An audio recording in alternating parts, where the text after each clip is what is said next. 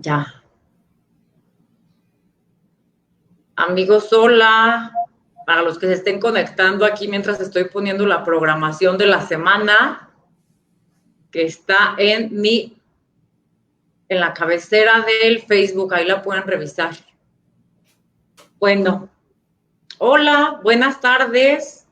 Gracias a las personas que se están conectando. Muchas gracias por vernos, pero sobre todo e infinitamente agradecida por cada uno de los doctores especialistas que nos brindan su tiempo tan generosamente para llevar a cabo pues este Facebook Live y Twitter Live. Hoy estoy muy agradecida y muy contenta porque a pesar de que no lo conozco personalmente, tenemos pues un tema en común que es nuestra pasión por el TDAH. El doctor Mauricio Leija, paidopsiquiatra del Hospital Puerta de Hierro en Guadalajara, Jalisco. Doctor, Hola. muchas gracias por tu tiempo y bienvenido. Gracias a ti por la invitación, Elisa. No, gracias a ti, doctor. Les digo que si un tema tenemos en común, yo creo que es eso. Cuando tú estabas en el congreso del año pasado en Portugal, me la pasaba siguiendo tus fotos, viendo todo lo que ponías. Eres de los médicos que estás actualizado en este tema y pues ojalá que cada vez más médicos en México se actualicen sobre el tema del trastorno por déficit de atención e hiperactividad. Déjenme, los que se conectan más personas, les presumo mi playera, que le digo que la hice especialmente para hoy. Mi logo, aquí está mi logo. Pues la hice, como les platicaba, porque hoy, a pesar de no tener un día de sensibilización, un día mundial por la Organización Mundial de la Salud, hoy celebramos en México como el Día de la Sensibilización por este trastorno. Y bueno, doctor, pues el tema de hoy, como tú sabes, es TDAH, el gran invisible. Muchas gracias. Pues adelante, doctor. Si gustas empezar, eres un experto. Si quieres, empieza por platicarles qué es el TDAH a las personas que nos están viendo. Bueno, nos están viendo a través de tu canal de Facebook, que es el Facebook de Hablemos de Neurodesarrollo. ¿Sí es correcto? Así es, doctor. Y simultáneamente también en otra de tus redes sociales. En Twitter. En Twitter. En el Twitter de Hablemos de Neurodesarrollo. Y yo estoy transmitiendo al mismo tiempo con mi celular en mi fanpage de Dr. Mauricio Leija, y ahí tú no te ves, entonces no van a poder ver el diseño que traes, pero si les da curiosidad por ver tu playera, pues pueden ir a tus redes sociales. Muchas gracias, doctor. Porque ahorita estoy usando mi laptop para tu transmisión en la que estoy participando y mi celular para yo también transmitirlo en mi página. Así es, doctor. Bueno, fíjate que esta idea de titular esta charla como El Gran Invisible surgió porque cuando yo era estudiante de medicina, no sé si todavía se utiliza ese término, los médicos solían llamarle a la hipertensión arterial el asesino silencioso, porque es una condición médica que no da síntomas de manera inicial, y cuando ya empieza a manifestarse, cuando empieza a haber problemas, es porque ya dañó órganos, ya hay daño en las arterias del corazón, o ya empieza a haber un daño renal. De manera que en realidad cuando una persona tiene la fortuna de recibir el diagnóstico a tiempo es porque le tomaron la presión y vieron que la tenía alta. No es como mucha gente cree que si tienes la presión alta se siente. No se siente. Es un asesino silencioso, te va matando, y cuando ya hay síntomas es porque ya llevas varios años con hipertensión arterial. Y entonces yo, pensando en este concepto que pues creo que se sigue utilizando, empecé a llevarlo al campo de la psiquiatría. Entonces yo me preguntaba cuáles son esos asesinos silenciosos o esos asesinos invisibles que a veces no se ven o no se detectan, pero con el paso de los años empiezan a generar problemas. Y pues empecé a pensar en el TDAH y también en otras condiciones que sí me muestran a mí que desafortunadamente a veces el diagnóstico psiquiátrico sí está influido por las modas o por lo que un contexto histórico, cultural, va generando en la mente de los psiquiatras. Por ejemplo, ahora se habla mucho del trastorno por atracón o de lo que antes eran los comedores compulsivos, pero ya se habla del trastorno por atracón como una categoría ya específica del DSM-5, y resulta que ese es el trastorno alimentario más prevalente Y en décadas pasadas, en siglos pasados, todo era anorexia y bulimia y nadie hablaba de los que comían en exceso. Y ahora resulta que esos comedores compulsivos, que eran la inmensa mayoría, pues esos nadie los vio o a nadie le interesó, ¿no? Porque a los psiquiatras les interesaba más la anorexia y la bulimia y nunca veían a los comedores compulsivos. Entonces, este fenómeno sí sucede cuando un trastorno no está en la mente del psiquiatra, ese trastorno no se hace tan evidente o es confundido por otros. Y entonces creo que en el caso del TDAH del adulto sí pasa con mucha frecuencia que esta condición empieza a actuar como el gran invisible. Y entonces resulta que a un paciente adulto le diagnostican depresión, le diagnostican ansiedad, le diagnostican un trastorno límite de personalidad y mejora parcialmente, o a veces el clínico piensa que se enfrenta a una depresión resistente al tratamiento. Y fíjate, es algo curioso que lo estaba diciendo hace 2 semanas en un webinar. Si estudiamos los algoritmos de tratamiento para las depresiones resistentes, algunos autores sugieren que en una depresión resistente al tratamiento combines un antidepresivo con metilfenidato, con un medicamento para el TDAH y mejora esa depresión. Entonces, yo también me pregunto, ¿no será que muchos adultos deprimidos pues tienen TDAH y con justa razón están deprimidos y que al darle ya un estimulante pues mejora la cognición, mejora en realidad las funciones ejecutivas? Entonces, platicando yo con colegas, un psiquiatra sí reconoció y sí me dijo que él nunca había diagnosticado TDAH del adulto. Entonces, y creo que ese fenómeno es común, creo que hay muchos psiquiatras de adultos que no diagnostican TDAH del adulto.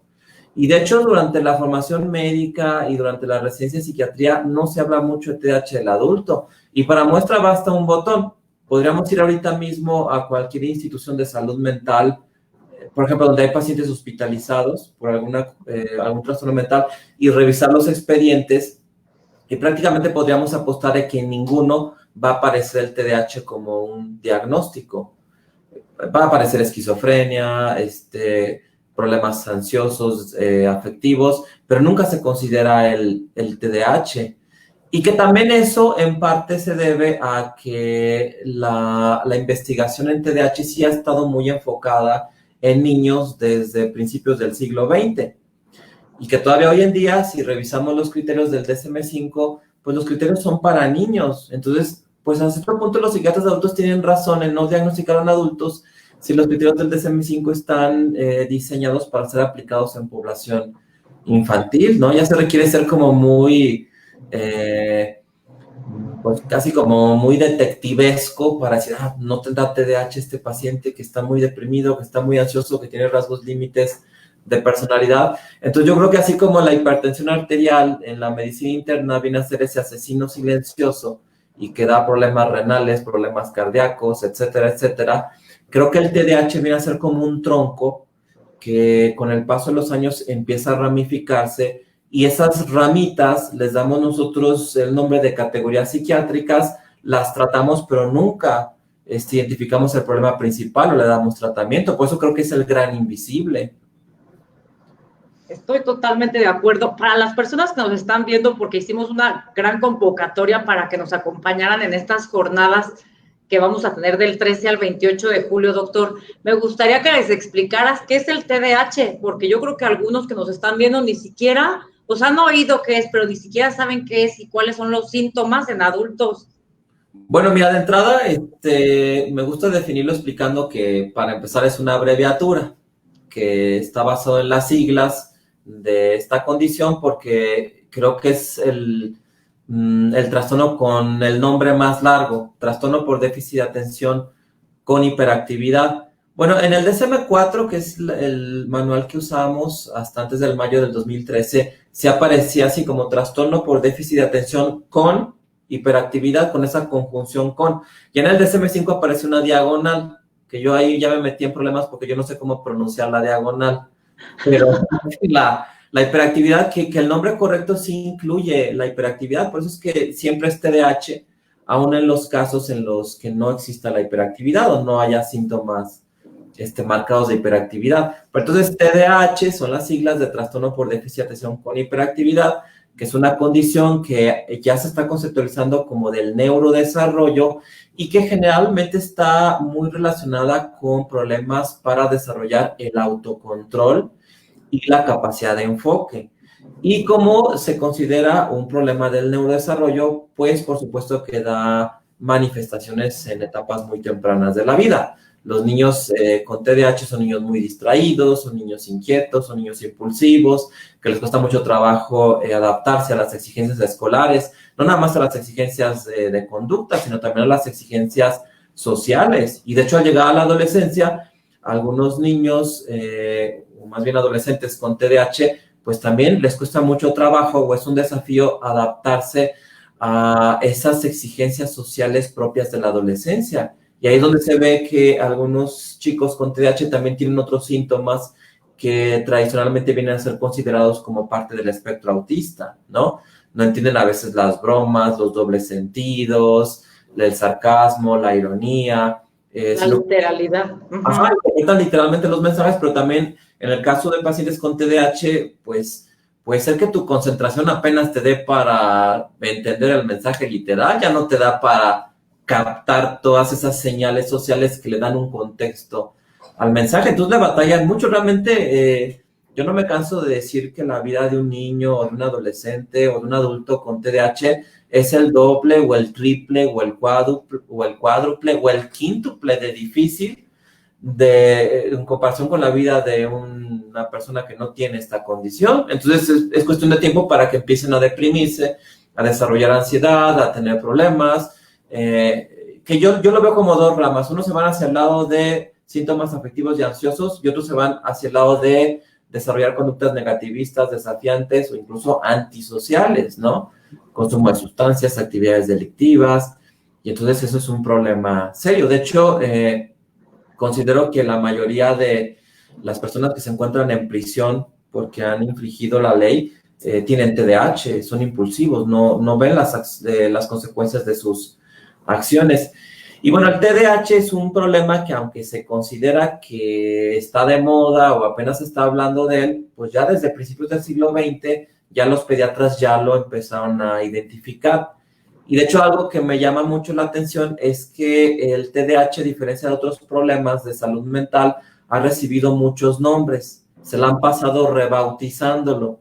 Al principio se le llamó trastorno del comportamiento postencefalítico, luego se le llamó daño cerebral mínimo, luego disfunción cerebral mínima. En la década del 60 se le llamaba reacción hiperkinética de la infancia y apenas hasta los 80 se le empieza a llamar el trastorno por déficit de atención con hiperactividad. Entonces eso también nos muestra que aún los mismos clínicos y los mismos investigadores también han tenido dificultades para entender qué es el TDAH, porque al cambiarle de nombre se va cambiando la conceptualización. Es como la esquizofrenia. La esquizofrenia en el siglo XIX se le llamaba demencia precoz y ya empezando el siglo XX, en 1911, Eugen Bleuler propone el término de esquizofrenia y ya no ha cambiado de nombre en más de un siglo, pero el TDAH sigue cambiando de nombre, de hecho al grado que yo creo que todavía se le va a volver a cambiar de nombre. A lo mejor se le va a llamar trastorno de la inhibición conductual o algo así, ¿no? Porque realmente sí les ha costado trabajo y que también creo que aquí está la invisibilidad.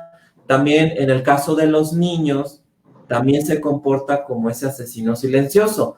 El TDAH es engañoso. El TDAH puede hacerle creer a una maestra que el niño simplemente no tiene deseos de estudiar y que hay que ser más estrictos o rígidos con él, o tener mano dura, o puede hacerle creer a un psicólogo que es un problema de crianza con los papás y entonces emprender talleres psicoeducativos, o puede hacerle creer a un terapeuta familiar que es un problema que está en la familia. Y entonces cuando me toca evaluar a niños con TDAH ya han pasado por un camino muy largo y pedregoso, buscando aquí y allá, y entonces decía, bueno, pero pues entonces era un fenómeno invisible porque se tardaron años en demostrar que era un problema del neurodesarrollo y que podía tratarse con un tratamiento médico.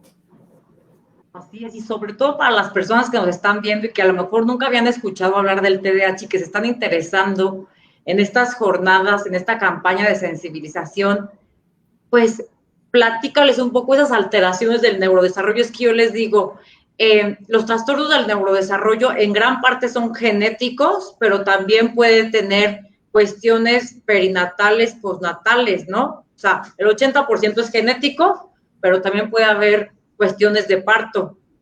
Bueno, de hecho, también ahí radica esto de la invisibilidad, que también le da peso al título de esta entrevista, ¿no? El TH es invisible porque su origen se encuentra a nivel de la neurotransmisión, que eso no se puede ver a simple vista, como se pueden ver otros problemas médicos más evidentes, ¿no? Como, no sé, una lesión dermatológica, una fractura, cualquier otro problema de salud que se ve a simple vista. El TDAH también ahí es invisible para nosotros, no lo podemos ver. Si yo veo a una persona o me enseñan una foto de la persona, no sé si tiene TDAH o no, tengo que entrevistarla o tengo que observar su conducta para inferir lo que no se ve. Entonces también ahí está la invisibilidad de que es un problema microscópico. De hecho, aquí tengo mi microscopio, lo tenemos aquí en la unidad de neurodesarrollo.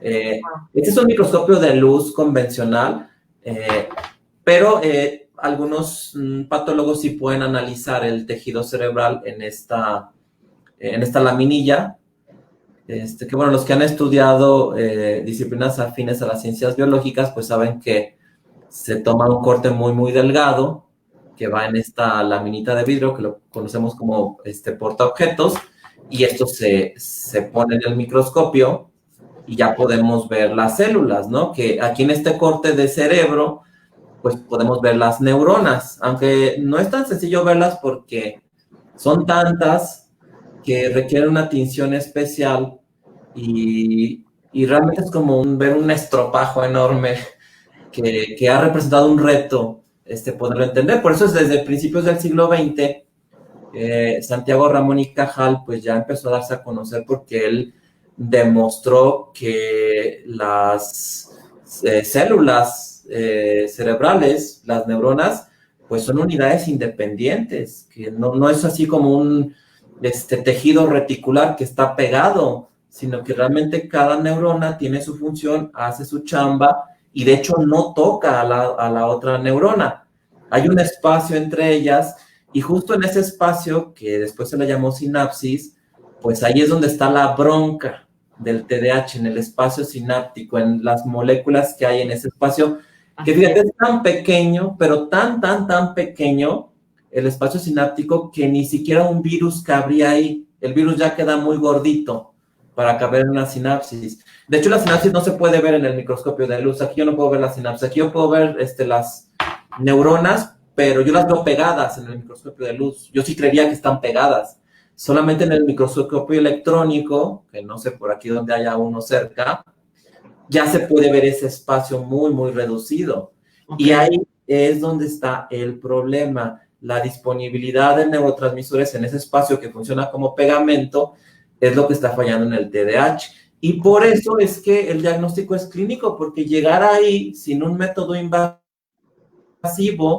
sin tener al menos una biopsia o un corte del cerebro, pues resulta prácticamente imposible. Que lo mismo sucede con el Alzheimer y el Parkinson, no se pueden diagnosticar si no tienes una biopsia. Y entonces, como la mayoría de las veces no se hace, porque no es necesario hacer un procedimiento invasivo, pues el diagnóstico es por la clínica. Es decir, lo que sucede en ese espacio tan reducido se ve en la conducta de las personas, porque son distraídos, porque no pueden estar sentados, porque son impulsivos, porque les va mal. Entonces nosotros realmente lo que hacemos para diagnosticar es ver lo que pasa en ese espacio tan pequeño, pero amplificado a través de la conducta del paciente. Y a veces los pacientes o los padres de los pacientes no entienden que como es un problema pues prácticamente invisible, porque necesitamos un microscopio electrónico, pues tenemos que diagnosticarlo por clínica. Y a veces se les puede hacer raro que no pidamos algunos estudios que son convencionales. Pero la verdad es que los estudios convencionales de neuroimagen no te permiten llegar hasta ahí. Para mirar ahí, pues realmente necesitas una tecnología que no cualquiera tiene. Así es, doctor. Y sobre todo a mí me gustaría mencionar, siempre me gusta como mencionar para el gran número de seguidores que hoy tenemos, que estoy asombrada, yo creo que es la primera vez que llegamos a tantos, eh, pues que sobre todo las mujeres, las niñas, por lo regular, pasamos desapercibidas en el diagnóstico tanto infantil como adulto, debido como a esas diferencias, ¿no? En la, no creo que en los síntomas, sino en la manera de cómo lo vivimos. Como que las niñas, al menos yo, fui una niña totalmente aislada, introvertida, perdida en mis propios pensamientos, de excelente conducta, pero pues esa excelente conducta me hacía ser retraída, no podía aprender, no podía memorizar. Entonces creo que todo eso también es factores para considerar en la escuela y los padres de familia, ¿no, doctor? Generalmente la mujer con TDAH está más controlada en cuanto a la conducta, ya sea porque la misma influencia cultural que tiene mucho peso le ayuda a controlarse al precio que sea, con el desgaste que ello implique, o bien porque sí existe esta diferencia en donde la mujer tiende a expresar más el déficit de atención que la hiperactividad, y que a veces la impulsividad sale solamente en momentos de crisis, y entonces ahí la mujer no sabe, y es cuando pueden considerar que tiene rasgos límites de personalidad. Pero prácticamente yo me iría por el lado de que si una mujer en momentos de crisis, en momentos de mucha ansiedad, sale la impulsividad, hace cosas que no haría en otro momento, hay que explorar si hay un trastorno por déficit de atención. Y que en general en las escuelas, pues cuando una niña o también un niño que no predomina lo hiperactivo, pues tiene problemas académicos, pues como que no generan mucho problema, y pues ahora sí que el niño o la niña se las arreglan solos y crecen con mucha inseguridad. Pero fíjate, esto que comentaba yo al inicio de que la vida es muchísimo más difícil cuando tienes TDAH, es también un poco como tener miopía y no utilizar anteojos por muchos años. Al final lo que va a pasar es que te vas a volver muy inseguro, porque el mundo que está allá afuera puede resultar muy amenazante si tú no tienes esa herramienta para verlo bien y para poderlo controlar.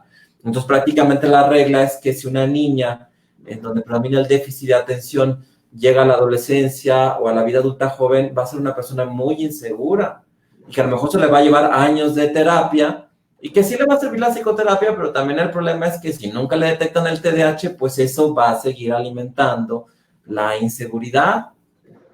Totalmente de acuerdo contigo. Cómo los niños y las niñas con TDAH somos, yo creo que, tocando un poco el tema infantil en el que tú eres experto sobre todo, cómo la autoestima siempre se ve mermada, pero precisamente por la etiqueta de burros, tontos, flojos, y todas estas etiquetas que no son un diagnóstico, sino son la etiqueta contrapuesta a lo que debería de ser un diagnóstico que te genera una brújula para saber por qué el comportamiento del niño o de la niña es ese.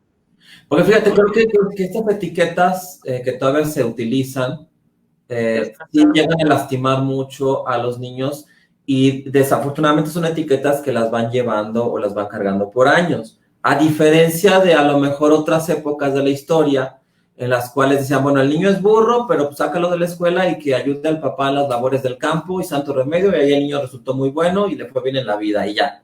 Y el niño nada más se quedó como que pues era burro, que no era bueno para la escuela, y pues ya, pues nadie puede ser bueno para todo, ¿no? Pues le fue bien en otras áreas y finalmente fue un adulto productivo.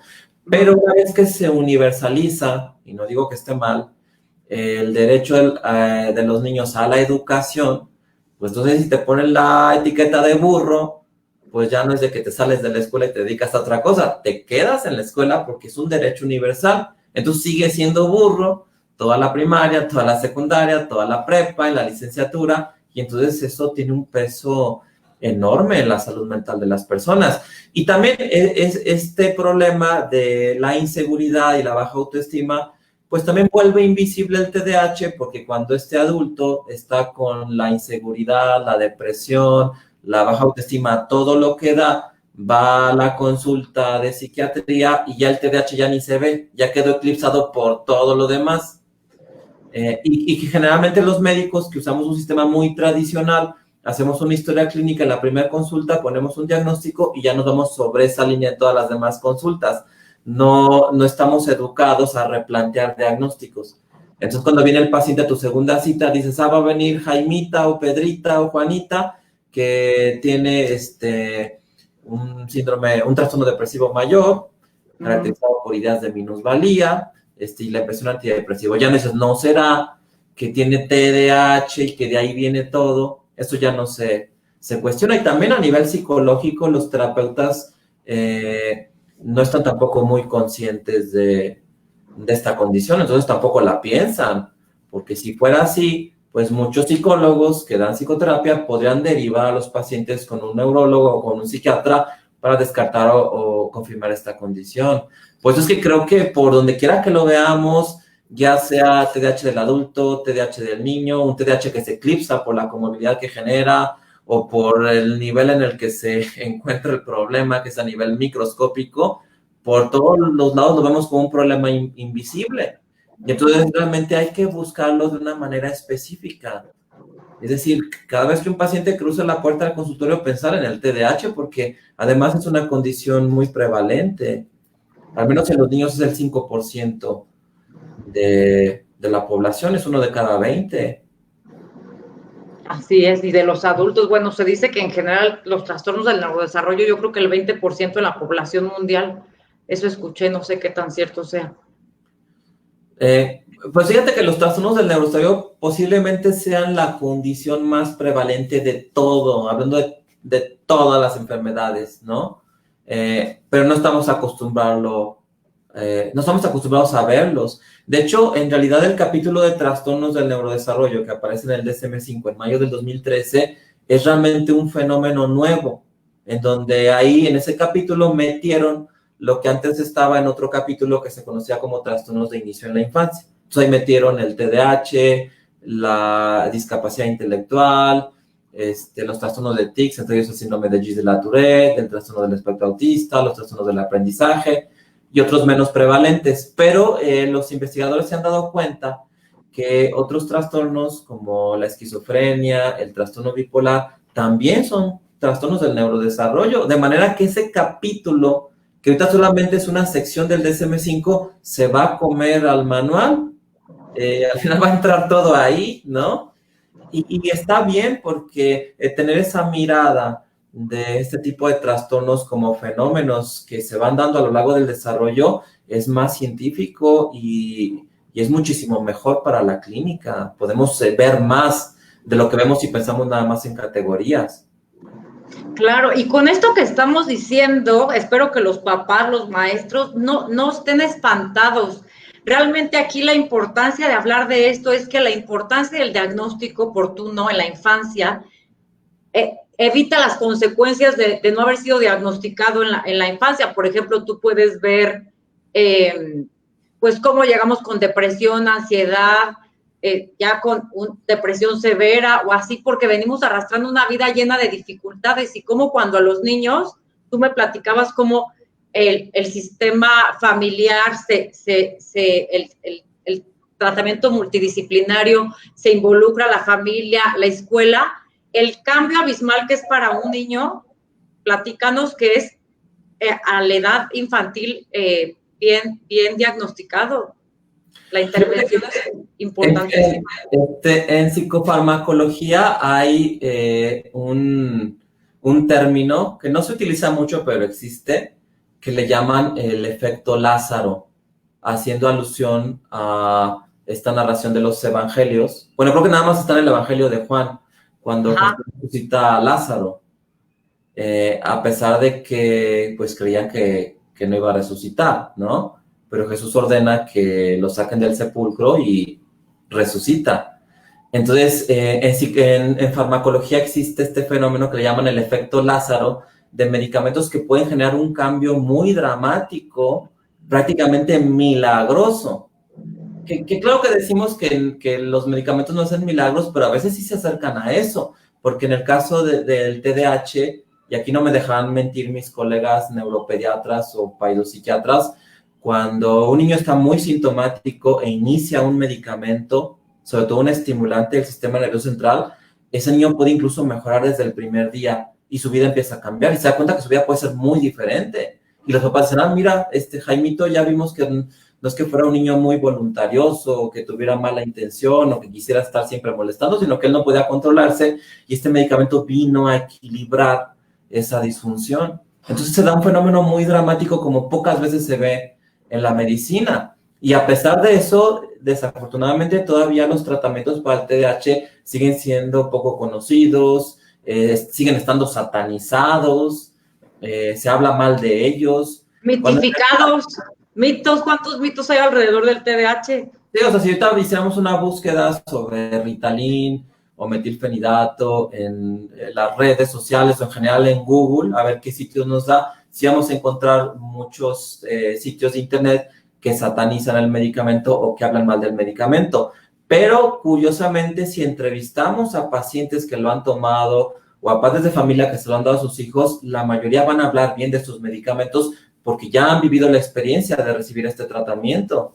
Claro, claro. Algo, fíjate, ahorita que tocaste el tema del medicamento, doctor, me encantaría preguntarte de por qué la OMS hace poco creo que quitó el metilfenidato y fue toda una polémica para el tratamiento del TDAH, porque no sé a qué se deba, si todavía están como en investigaciones, de ver que primero los niños necesitan la terapia cognitivo-conductual y después el tratamiento farmacológico, o ahí varía de cada niño, de cada niña.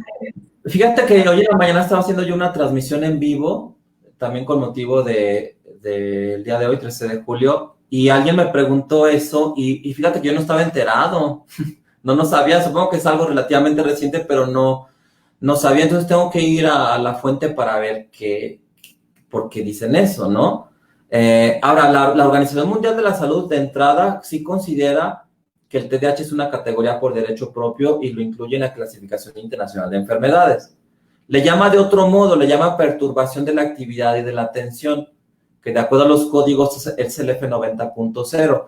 Pero no estaba enterado yo de ese posicionamiento de la OMS. No sé por qué, porque hasta donde yo sé, organismos que se enfocan más en la regulación y venta de medicamentos, como es la FDA en Estados Unidos, por las siglas Food and Drug Administration, o la COFEPRIS en México, no han emitido ningún comunicado con respecto a que hay que tener cuidado con el metilfenidato.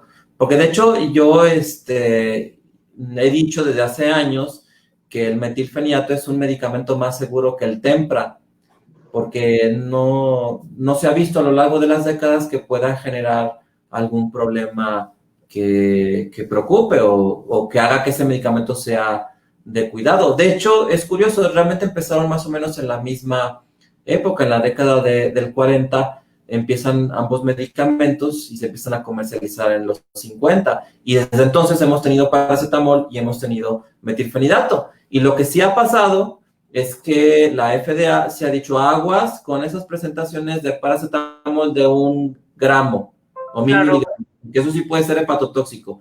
Y hasta donde yo estoy enterado, de metilfenidato todavía no se ha dicho nada. Ok. Pues algo que quieras más, con qué cerrar. Sabemos que es un tema que da para mucho, pero el tema de hoy, amigos, era precisamente el gran invisible. ¿Con qué cerraríamos, doctor? Para pasar a las preguntas, hay muchas, sé que no vamos a alcanzar a contestar todas. Y nunca, amigos que me empiezan a conocer o a seguir, nunca las leo en vivo porque si no me pierdo de la plática. Entonces yo las dejo hasta el final y ya las voy presentando aquí en la pantalla. Ahorita las vamos viendo. Bueno, que lo que podemos hacer para ir rompiendo la invisibilidad del TDAH, pues es hablar del TDAH, ¿no? De hecho, por eso tengo yo un proyecto que se llama Hablemos del TDAH, que tiene como principal objetivo hacer divulgación de esta condición del neurodesarrollo. Entonces, lo primero es hablar del TDAH, hacerlo visible, que esté en nuestra conversación, que esté en nuestra mente, que esté en la mente de los médicos también, de los mismos pacientes que dices, bueno, voy a ir con el psiquiatra, no tendré TDAH, y se vale que tú le digas a tu psiquiatra o a tu psicólogo o a tu neurólogo, oiga, no tendré TDAH porque desde niño soy muy distraído y luego de repente me sale la impulsividad y me meto en un montón de broncas y no puedo estar tranquilo, siempre me estoy moviendo, y eso me ha generado dificultades. creo que la invisibilidad la vamos a romper en la medida en que hablemos del TDAH. Así lo hacemos más grande, lo amplificamos, ya no requerimos de un microscopio, ya no requerimos de una mirada como muy acuciosa para poderlo descubrir, a lo mejor en el fondo de toda una bola de nieve, ¿no? Que representa la psicopatología que se va adquiriendo. Entonces, creo que estas actividades como la que tú estás haciendo, de crear estos espacios para hablar del TDAH y que las personas lo escuchen, pregunten, se queden con la espinita, pues creo que es algo que ayuda a romper esa invisibilidad. Así es, doctor. Y sigan al doctor porque aparte tiene una mascota que se llama el doctor Moody en sus redes sociales. Es un doctor muy inteligente que ahí el propio doctor hace la voz de él. Síganlo en sus redes sociales como doctor Mauricio Leija, paidopsiquiatra. Está en Twitter, Instagram, Facebook.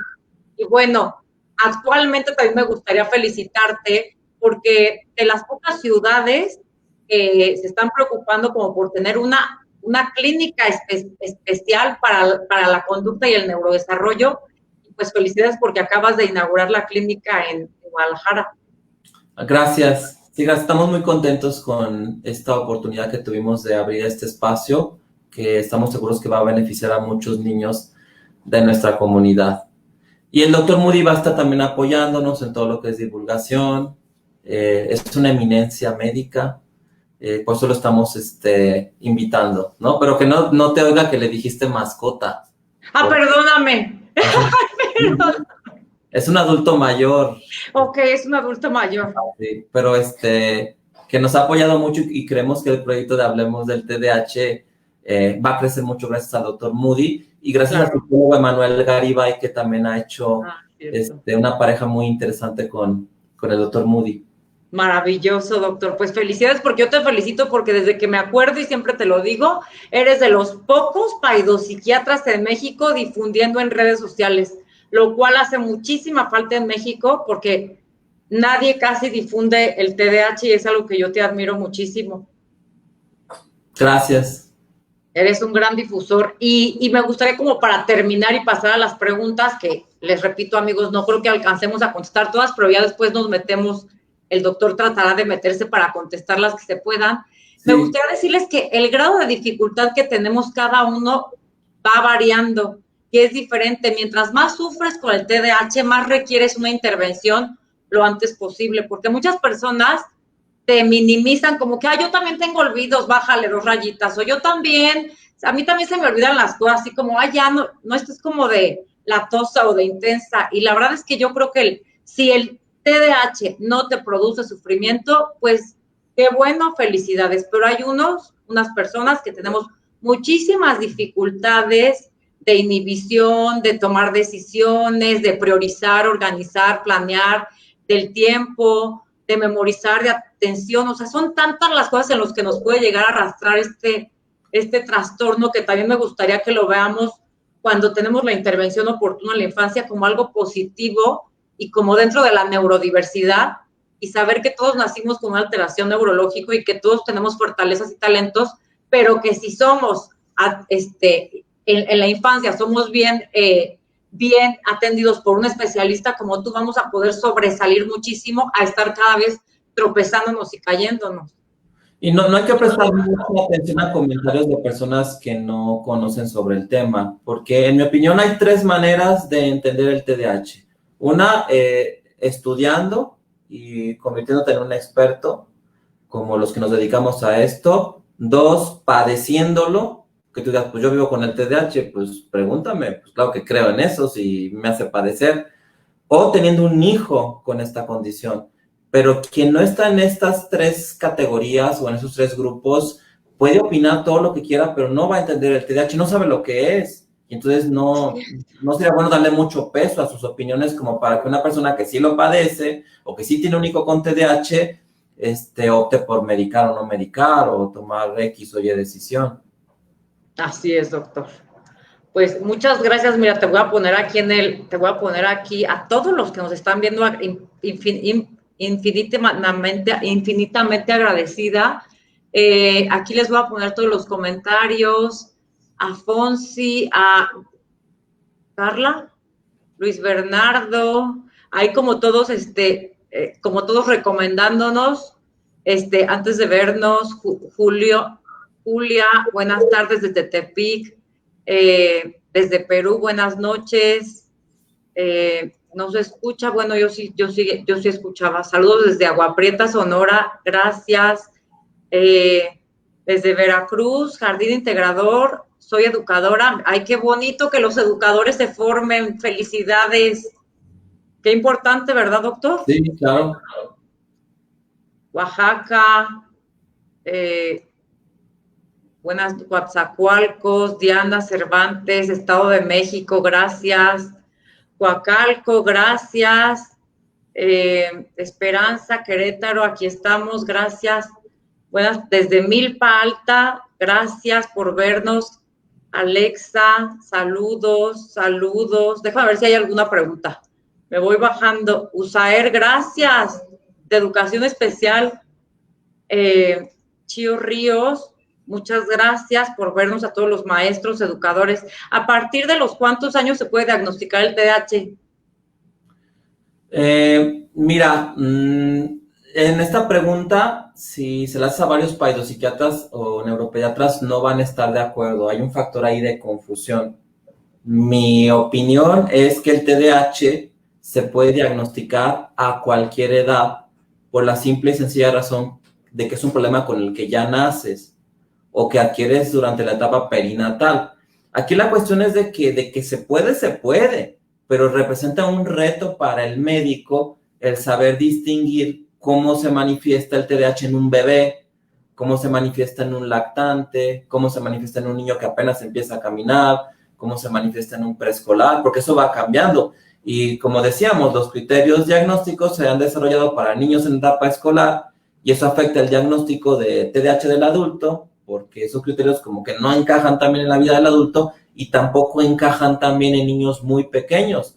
Pero de que tienen el TDAH y lo manifiestan y un clínico hábil lo puede diagnosticar, pues por supuesto, porque también como cualquier condición médica, yo decía hoy en la mañana en una transmisión, pues es como, no sé, una infección en el ojo.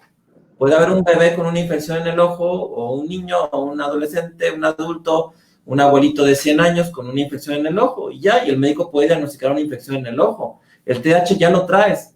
Aquí la cuestión es que el médico que te va a hablar sepa cómo se ve, dependiendo de la edad, ¿no? Que a veces los niños muy pequeños simplemente se les ve un temperamento difícil y son malos para dormir y hacen muchos berrinches y luego ya cuando empiezan a moverse más se escapan de la cuna y luego van a guardería y empiezan a morder, pero ahí todavía no cumplen criterios para el DSM-5, pero el TDAH ya está haciendo de las suyas. Por eso también nuevamente volvemos a la invisibilidad. Lo ven hasta que ya tiene todos los criterios del DSM-5 y ahí ya dicen, ya es TDAH, pero ya el niño lleva un montón de problemas encima, ¿no? Totalmente de acuerdo. Es que mientras más tiempo dejen pasar, más consecuencias tiene.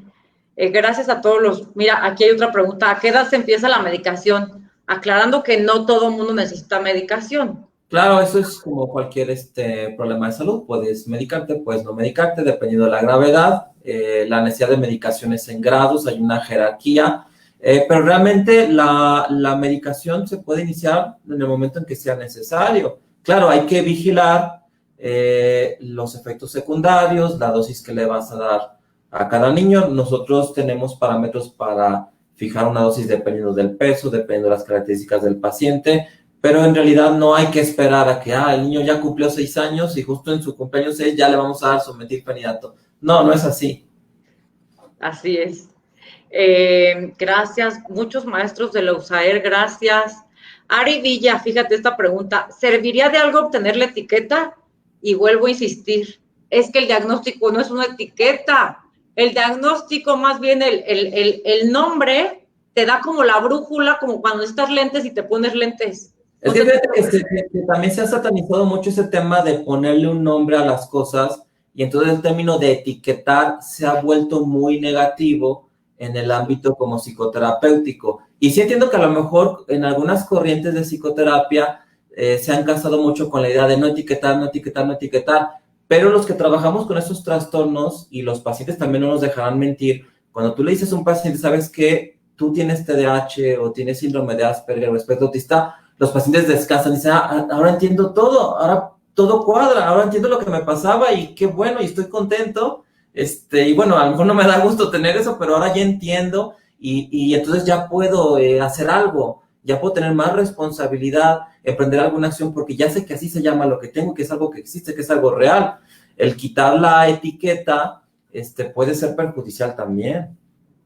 Es que yo pienso aparte, qué buena pregunta, porque yo pienso aparte, doctor, que la etiqueta que a mí por tantos años se me quedó fue la de burra, tonta, inútil, no podía hacer nada. Y creo que a la hora del diagnóstico mi vida dio un salto cuántico y empecé a ver por fin mis fortalezas. O sea, como decir, claro, es que yo no era burra, más bien tenía dificultades motrices, de aprendizaje, de interacción social, pero todo, porque en el cerebro todo va unido al aprendizaje, con la motricidad, es como un engranaje. ¿No? No nada más eres malo para estudiar, es porque traes dificultades en otras áreas. Sí, porque digamos, aunque sí entiendo que suena como poco terapéutico poner una etiqueta, lo cierto es ponerle un nombre al enemigo y atacarlo. Es estrategia de guerra. Y es un derecho para quienes nacimos con ello, es un derecho conocer que naciste con eso, es un derecho fundamental para cualquier persona, sobre todo por la diversidad funcional que tenemos. Saber Claro. que funcionamos diferente te da, no sabes el camino, una luz, brújula, sabes entonces dónde están tus fortalezas, insisto, y tus debilidades. Gracias, Orizaba, excelente información, gracias. Ciudad de México, el gran invisible, dice Anil Garduño. Buenas noches, dice que sí existe el TDA. Sí, Dice sí. Luis Bernardo Valdivia. Sí existe. Sí, aquí sí existimos, sí. Sí. Sobre TDAH y sobredotación intelectual, de ese tema vamos a hablar, no sé, en el programa pueden verlo, pero vamos a hablar la semana entrante con 2 expertas, uno el martes y otro el viernes. Ajá. Pero se dan en conjunto, ¿verdad, doctor?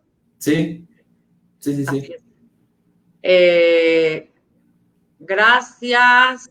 Buenas noches a Mari de la Luz, que siempre está presente. Usaer, buenas noches. No, pues muchos maestros. Qué bueno, qué bendición. Cam, Nezahualcóyotl, gracias. Usaer, gracias. ¿Cómo se le podría ayudar a un adulto con TDAH? Lo primero es buscar una evaluación médica. Se parte de una sospecha y pues hay que ir a evaluarse. Es como si yo sospechara que tengo una muela picada, pues voy con el dentista y ya me confirma si sí o no y qué es lo que hay que hacer. Pero siempre hay la posibilidad de ayudar a cualquier persona y las personas mejoran mucho.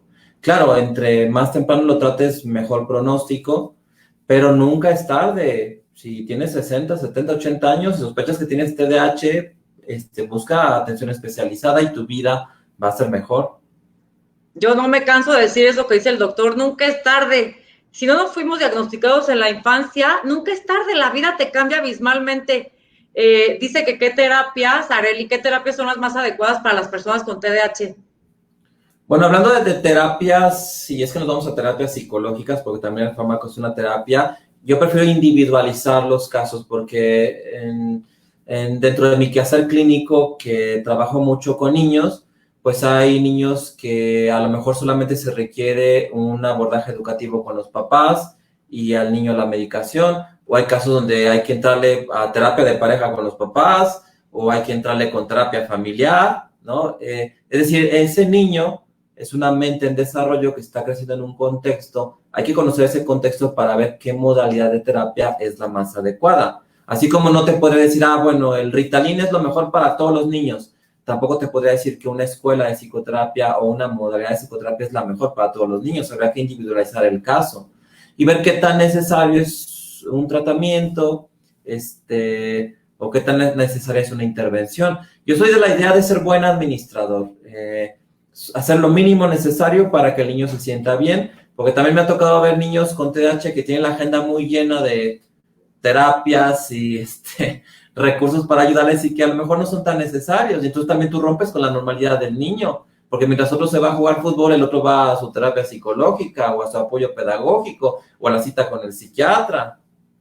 Totalmente de acuerdo, aunque bueno, está comprobado, no sé cómo se diga científicamente, que la terapia cognitivo-conductual no sirve mucho. A mí en lo personal, la terapia cognitivo-conductual me hizo reforzar más la parte racional que la emocional, por la que muchas veces somos arrastradas las personas por el TDAH.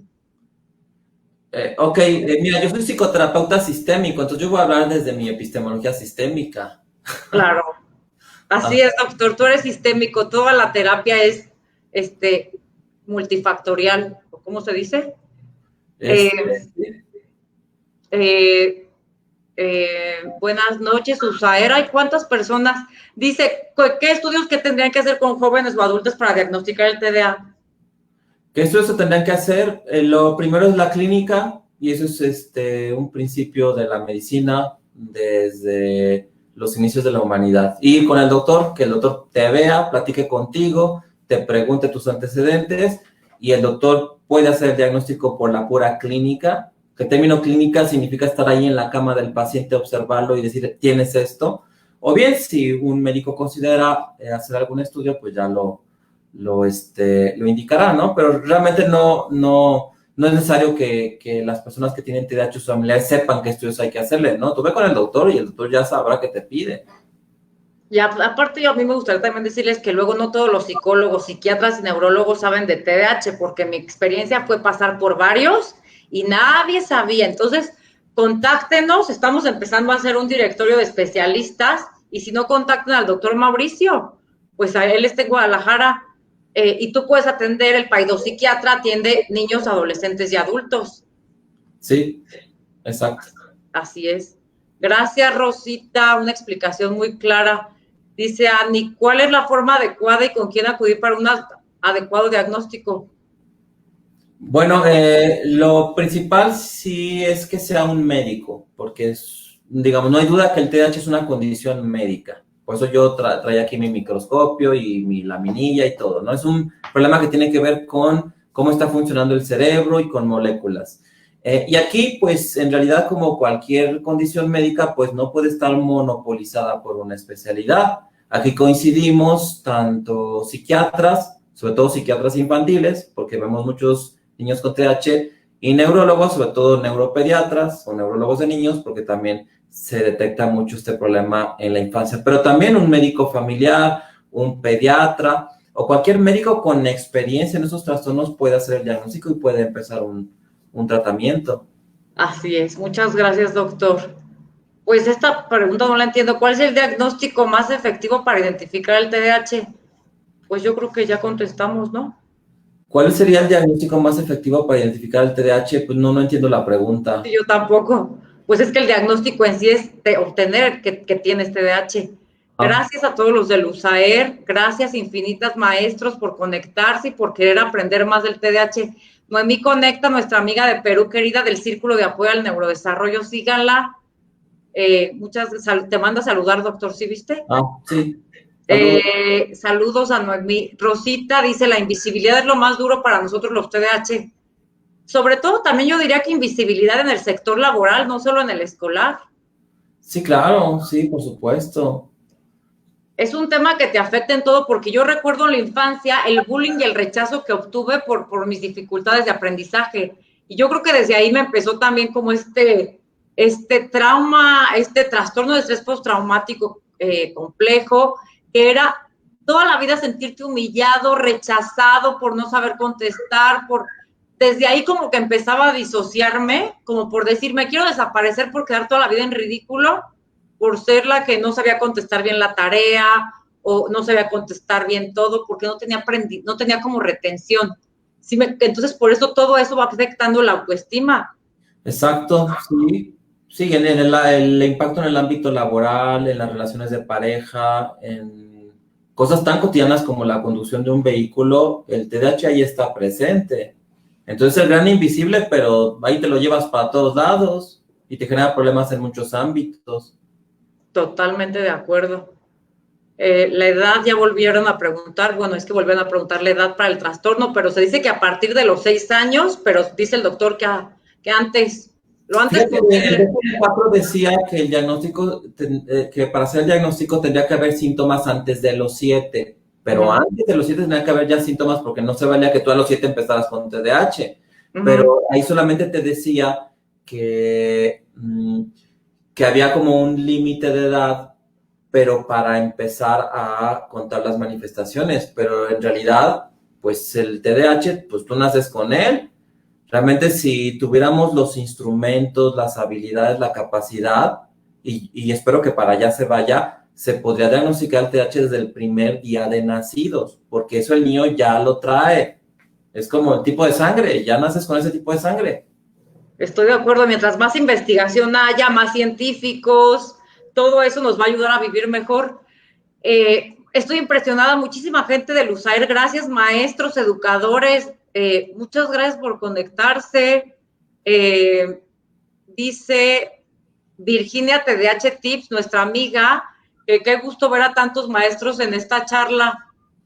Pues muchas gracias, gracias a todos los que nos han visto, pues casi la mayoría son saludos. Mira, aquí hay una pregunta.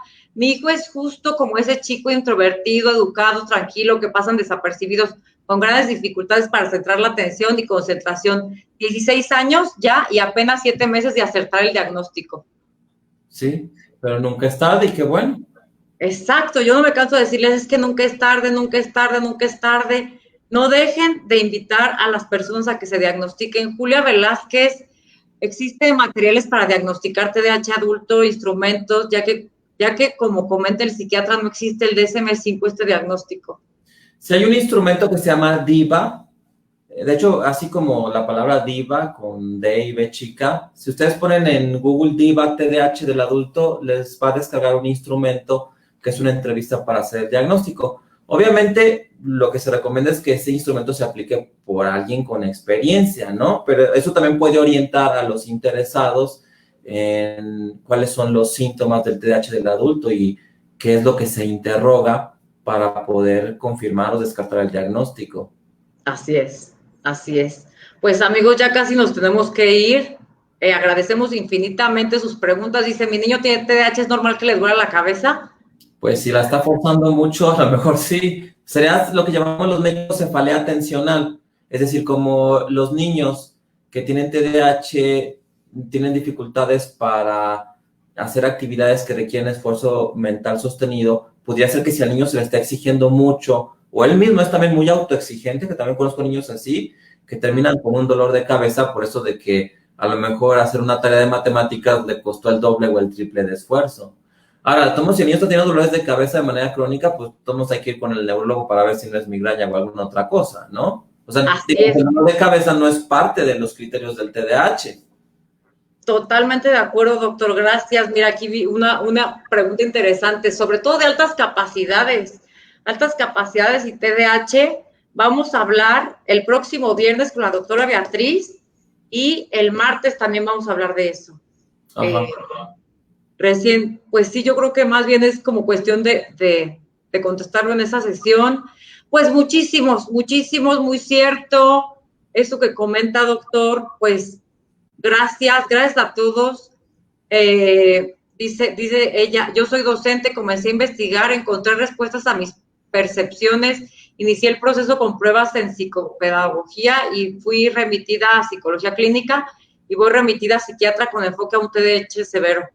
Pues sí, así Rosita, sí estamos viendo diagnosticados muchísimos adultos, por eso me atreví a lanzar mis redes sociales y hablar de esto. ¿Verdad, doctor? Sí. Pues sí. Agradecerles, hay muchísimas preguntas, pero agradecerles a todos y cada uno. No dejen de vernos toda la semana, algunos días es a las 8, mañana es a las 8.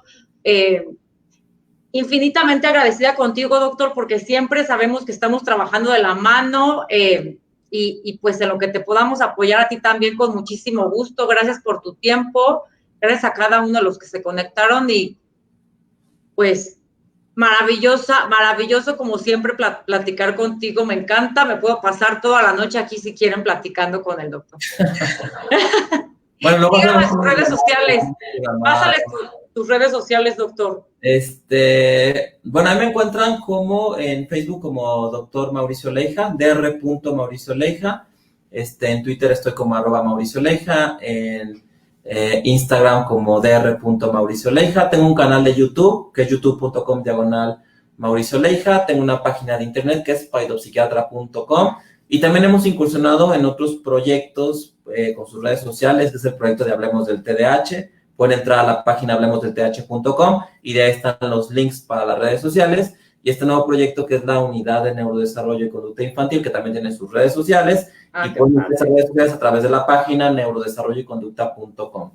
Ay, pues agradecidísima de terminar este día de la sensibilización contigo, con todos ustedes. Y este video, para los que no pudieron verlo, lo voy a subir a mi canal de YouTube también. El doctor Mauricio también tiene su canal de YouTube y también sí, con muchos videos. Estamos cerca de los 15,000 suscriptores y queremos llegar a los 100,000 en unos meses. ¡Guau! Increíble. Hay que psicoeducar. Sigamos psicoeducando, doctor. Aquí aquí voy a poner tus redes sociales ahorita en el texto de la base de aquí del video y ahí para que lo sigan al doctor. Nos vemos mañana, Dios mediante. Muchas gracias, doctor. Gracias Adiós, a todos. Cuídense mucho. Buenas noches. Bye, bye.